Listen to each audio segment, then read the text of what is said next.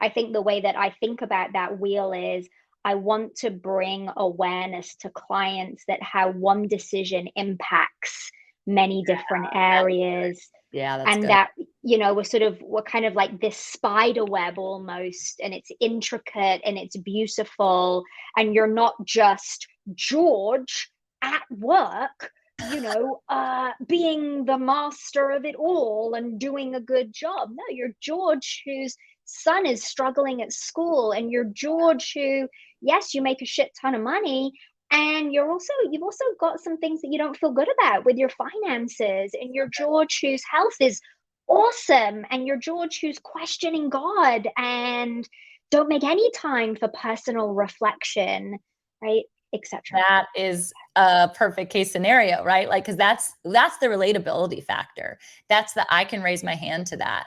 And the other realm that I feel like is just often presented to people feels impossible. Like, okay, so today I have to check every single one of these boxes, and I didn't do those 3 things, and therefore my wheel is broken and I'm not going to be able to ride to school the next day. Like, that's that failure point, right? Like that we were talking about before. But instead of looking at it like that, recognizing that seasons change, the tide comes in and the tide goes out.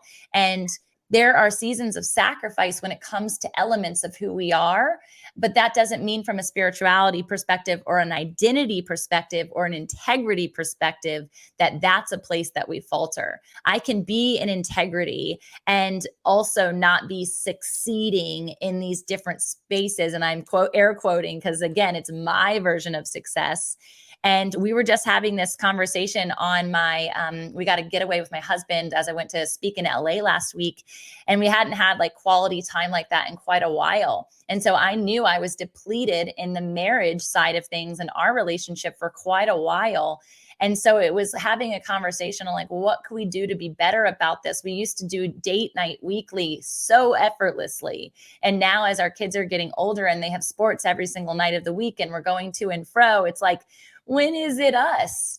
But it's a season where it's not us, but we are firmly founded in our relationship. And there's moments like this where we can take big chunks of time together and really lean in at that time. So I just want people to reflect on the coaching aspect connected to success and connected to investing in yourself. That's why you can have multiple coaches at one time who are supporting you in these different realms and making sure from an integrity perspective and an identity perspective that they are in essence a component of the who you want to become. Because I think we can get stuck in somebody else's version of success and we find void even in the achievement of that. So it's the end of our mastermind. We're with that person for a year. We've invested all of this money. We now feel like a mini version of them. I've got the same mind. I have the same lens. I understand what systems you use and how to apply it. And yet I still don't feel successful. I still don't feel happy. I still don't feel content. So let me jump into my next mastermind.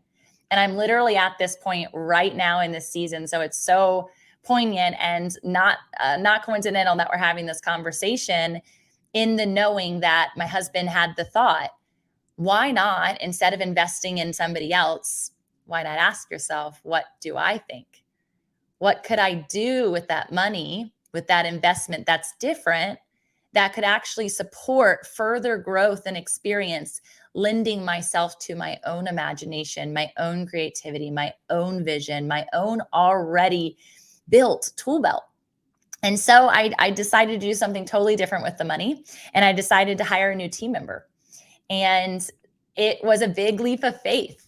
And at the same time, she has worked with some of the greats. And these are people that I honor in all realms of who they are. And I thought, if I want to stay in my zone of genius, if I want to fully feel alive every day, what do I need my day to look like? And who do I need to support me in that? And so it's a really fun, she's only a week in.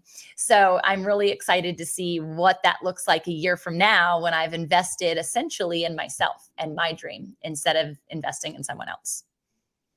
I just don't think it can get better. Congratulations to your husband. No, no, he's amazing. Seriously, congratulations to him for planning that. And I think you gave two good examples of how at least I think about the wheel of life serving people, right?